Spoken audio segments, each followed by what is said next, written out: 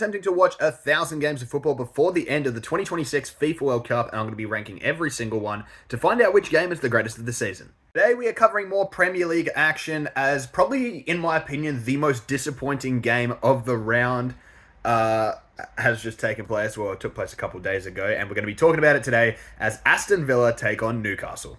Now, just to sort of preface this as to what I mean by disappointing, oh my god, for two teams that I expect fully to finish within the top six or in and around the top six, this game offered absolutely nothing. Now, if you have watched this game yourself, you know the final result being 0-0, but I do have to say, the severe lack of chance creation and just...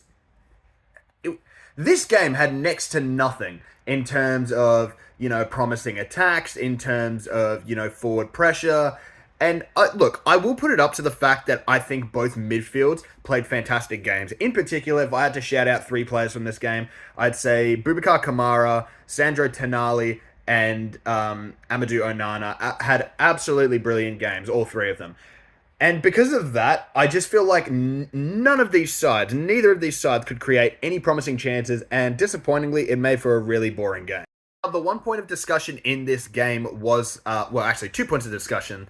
Hold that. 3 points of discussion. 1, Aston Villa are missing Emi Martinez as he looks for a transfer away from the club. 2, Newcastle are missing Alexander Isak as he's also looking for a transfer away from the club. And 3, the only interesting thing to come out of this game was the fact that Ezri Konsa was sent off with a straight red card for denying an obvious goal-scoring opportunity, dragged down Anthony Gordon on the halfway line as Newcastle tried to counter, and Aston Villa managed to play out the last half hour with just 10 men. So credit to them for managing to come away from this game with a point. But man, what an awful game for the opening week of the Premier League. Yeah, that's about it. Overall, this game kind of sucked. Really disappointing. I was hoping for a lot more from both of these sides, considering that they're two very good attacking sides and good in transition sides, and just not much was offered this game. And overall, I'm going to rate this game a 2.4.